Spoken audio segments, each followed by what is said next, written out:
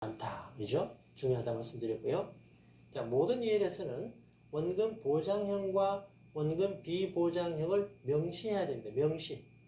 예, 그 상품 판매할 때, 이 상품은 ELS 원금 비보장형이다. 이런 식으로 명시가 돼야 됩니다. 투자자 보호 차원에서.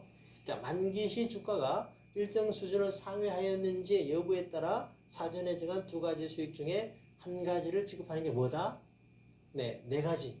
예, 그래서 아무 생각이 안 나면 안 됩니다. 자, 네 가지 뭐예요?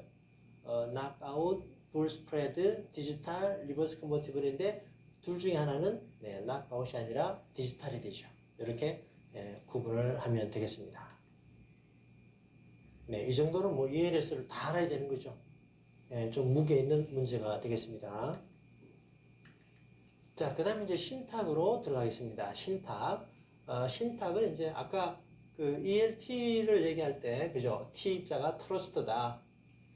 네, 신탁입니다. 한문으로 어떻게 될까요? 잘 아시겠지만. 자, 신탁은, 네, 믿고 맡긴다입니다. 믿고 맡긴다. 누가 누구에게. 네, 여러분이, 은행에 가서 신탁을 개설할 때 여러분은 네, 은행을 믿고 맡기는 거죠. 자, 그러면 이제 신탁은, 그 신탁의 당사자는 위탁자와 수탁자와 수익자가 있습니다. 그러니까 신탁은 위탁자와 수탁자 간의 네, 계약이죠. 신탁 계약이죠. 그러니까 위탁자가 수탁자에게 믿고 맡긴다. 신임한다. 그러면 이제 믿고 맡겼으니까 수탁자는 신임 의무를 다해야 된다. 이건 뭐 직무윤리에도 나옵니다. 이게 이제 신탁 관계입니다. 그리고 이제 그래서 요거를 3면이라고 하죠. 위탁자, 수탁자, 수익자. 그런데 여기서 이 수익자가 위탁자와 같으면은 스스로의 이익을 위한 신탁이다라고 해서 자익 신탁이다라고 하고 자익, 그리고 수익자와 위탁자가 다르면 타익 신탁이다라고 하고, 이 타익 신탁에는 반드시 세금 관계가 발생합니다. 예를 들어서 여러분이 3억을 신한은행에 어떤 신탁에 맡기고 거기서 나오는 거를 수익자를 여러분 본인으로 하지 않고 뭐 누구 조카에게 준다 이렇게 돼버리면 어때요? 여러분이 조카에게 증여하는 거죠. 세금이 발생하게 됩니다. 자, 그리고 밑에 보시면요. 신탁이 설정이 되면 신탁 재산의 소유권은 위탁자에서 수탁자로 변경이 됩니다. 이게 이제 신탁의 아주 특징이에요. 그러니까 만일에 부동산을 신탁하게 된다 그러면은 이 부동산 명의를 부동산의 명의를 바꿔야 돼요. 홍길동이라는 A에서 수탁자에게 예를 들어서 하나은행이다 그러면 하나은행 이름으로 바꿔줘야 돼요.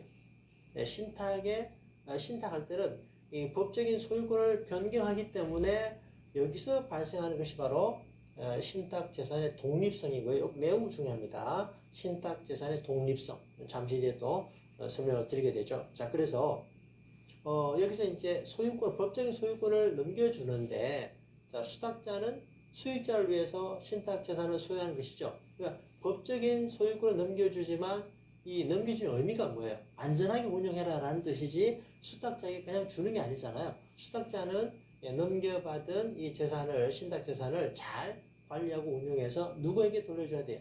수익자에게 돌려줘야 되죠? 수익자에게.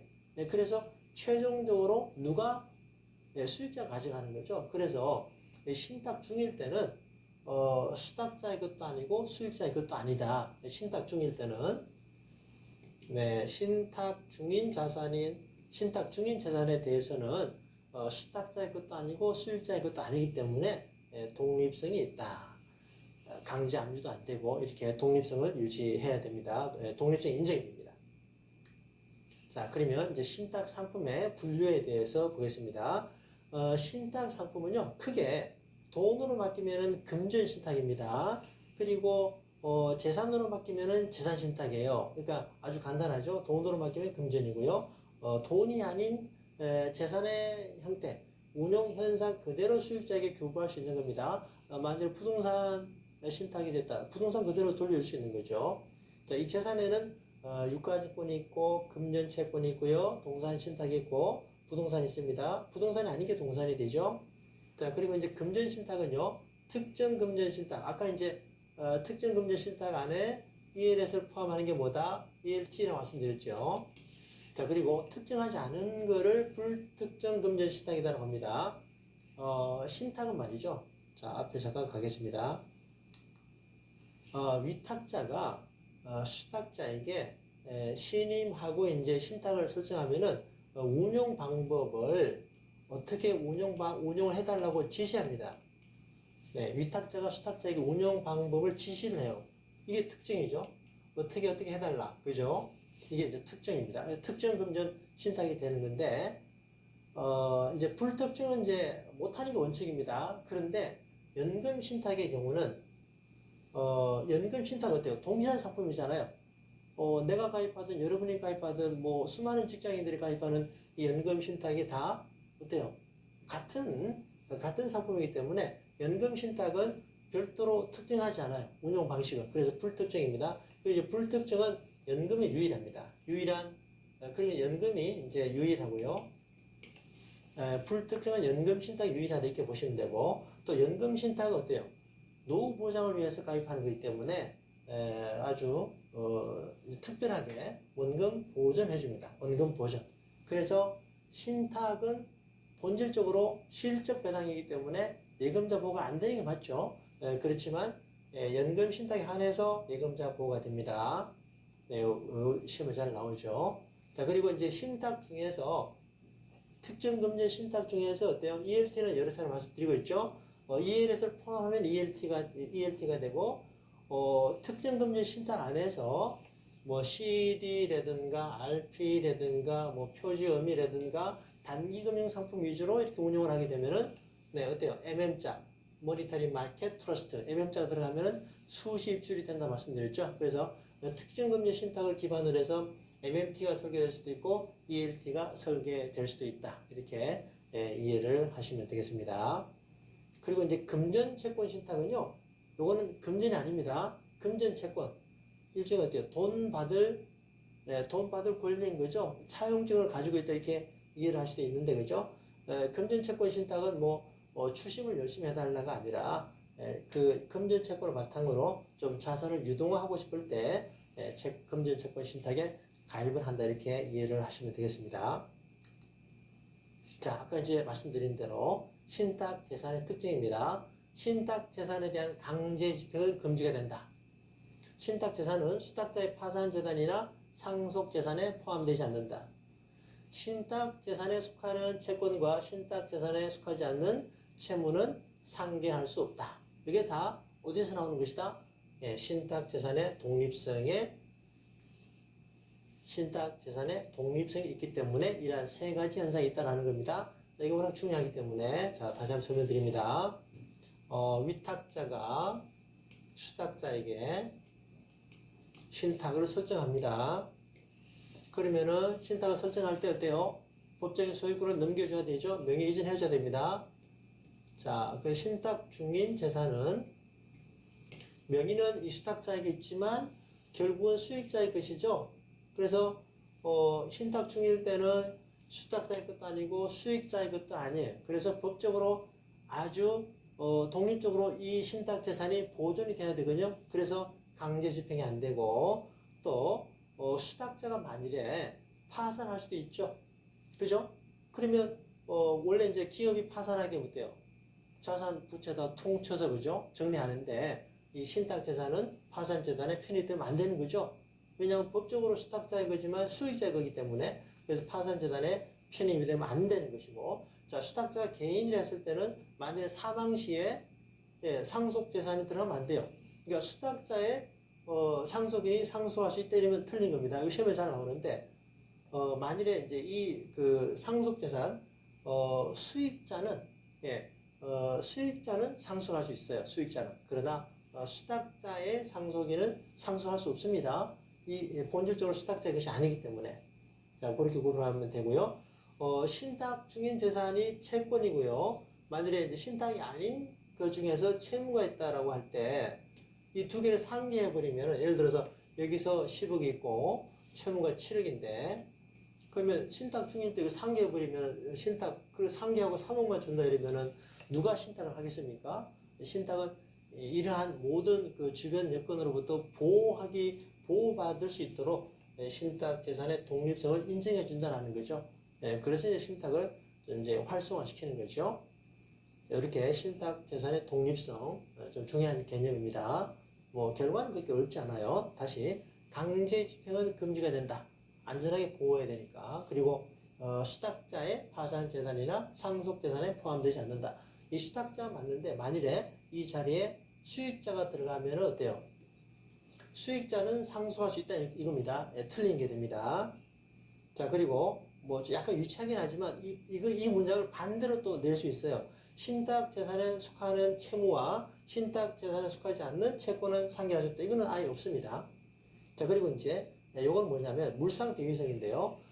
물상 어떤 형태, 물건의 형태에 구애되지 않고 신탁 재산이 인정이 된다 이 얘기입니다. 예를 들어서 부동산 신탁을 했습니다. 그런데 이 토지 보상이 됐어요. 공공개발이 돼서. 그러면 부동산이 돈으로 바뀐 거죠. 보상금 받았으니까. 그러니까 물건의 형태가 부동산에서 돈으로 바뀌었지만 이 돈은 어때요? 그대로 신탁 재산으로 인정이 되는 거죠. 물상 대위성입니다. 물건의 형태를 따지지 않고 다 대위가 인정이 된다. 그리고 수탁자가 사망 또는 사임하여도 신탁은 그대로 존속이 됩니다. 왜냐? 수익자가 있기 때문에. 자, 이것도 기본성에 있는 중요하게 다룰 문장이니까요. 자, 수탁자가 사망 또는 사임하여도 신탁은 그대로 존속이 된다. 사망 또는 사임하게 되면 신탁은 소멸된다. 이러면 틀린 게 되죠. 이렇게 구분하시면 되겠습니다. 자, 그래서 이제 비교해 보겠습니다. 신탁과 예금을. 이제 예금은 이면 관계입니다. 이면은 뭐냐면 예금자와 은행 간의 그 두 당사자라는 거죠. 그리고 신탁은 어때요? 아까 봤지만 위탁자, 수탁자, 수익자 이 세 당사자 삼면 관계다 말씀드리고요. 신탁하면은 신탁 재산이 되고 신탁 계약을 통해서 설정이 됩니다. 이제 은행의 경우는요. 예금을 받으면 예금은 고유 재산에 들어갑니다. 이제 돌려줘야 되는 거지만 예금은 고유 재산으로 들어가요. 은행의 경우는요. 자, 은행의 경우는 참고로 고유재산, 신탁재산이 있습니다. 은행이 신탁을 받으면 다 신탁재산이고요.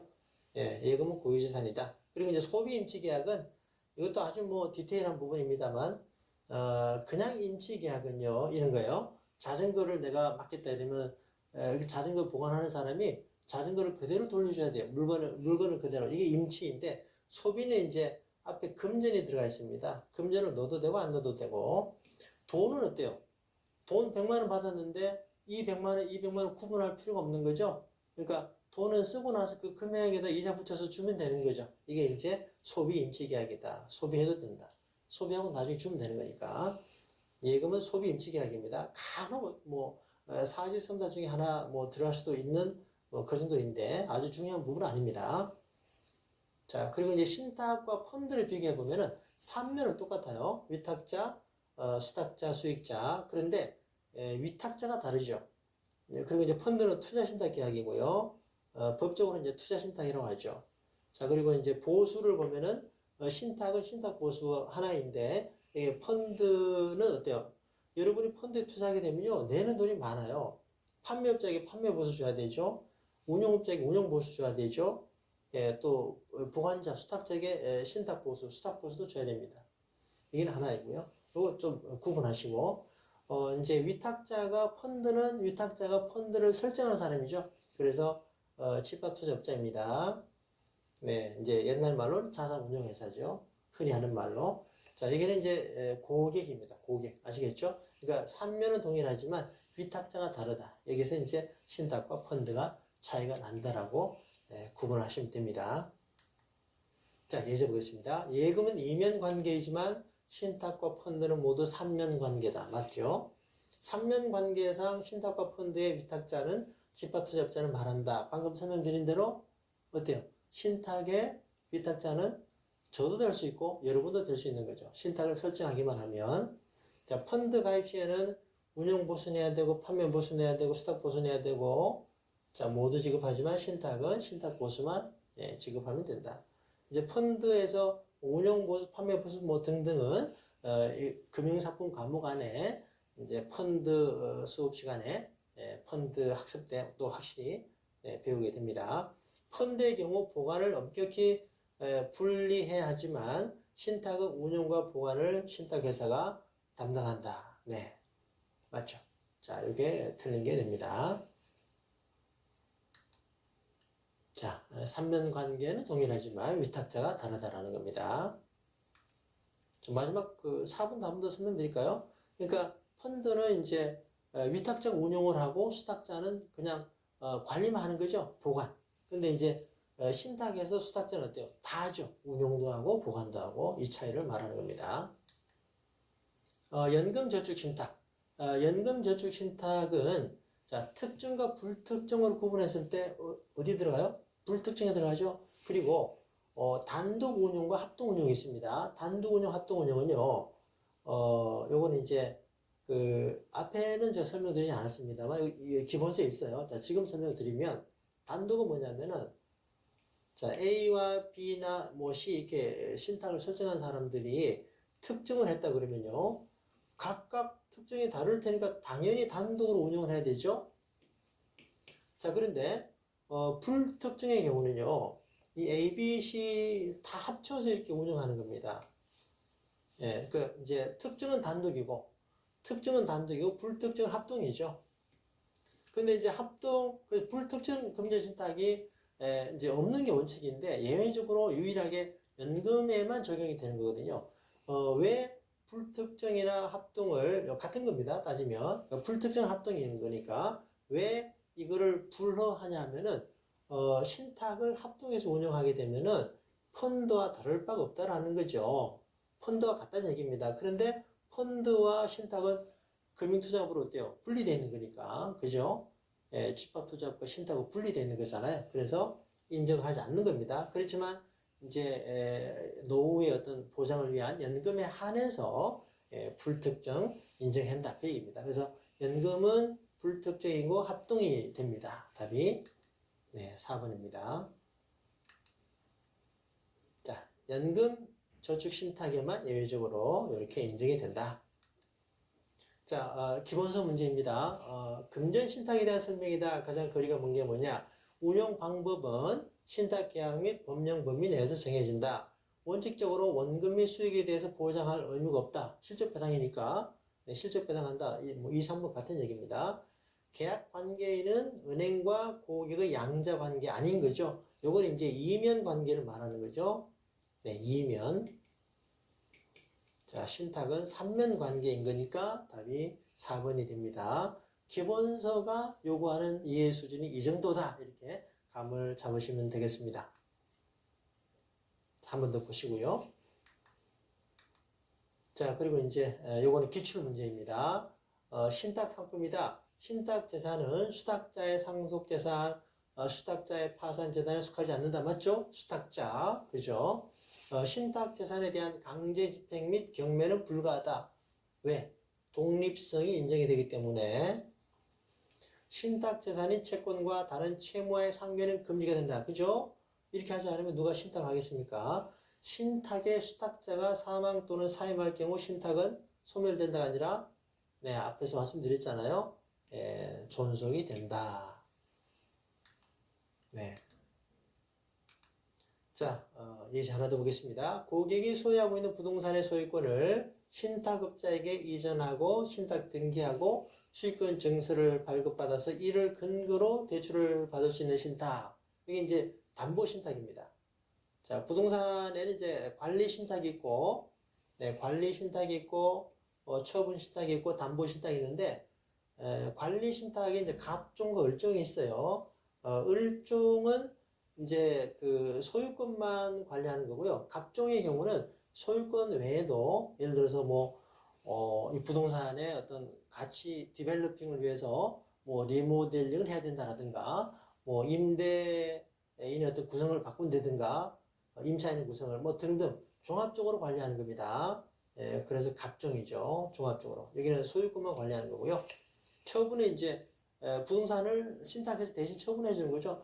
이것도 이제 왜 있냐면은 내가 부동산을 가지고 있는데 내가 개인이 혼자 다 하려면은 이 부동산 관계에 대한 어떤 법적 관계들이 있잖아요. 그죠? 혼자서 부담스러울 수 있죠. 이제 그래서 전문가에게 신탁의 수탁자에게 대신 뭐 운용을 맡기는 것도 되고, 제일 중요한 건 아까 봐왔던 독립성. 예. 신탁 재산으로 있을 때는 안전한 거죠. 예, 신탁 재산이 그런 부분에서 부동산 신탁이 많이 이루어진다.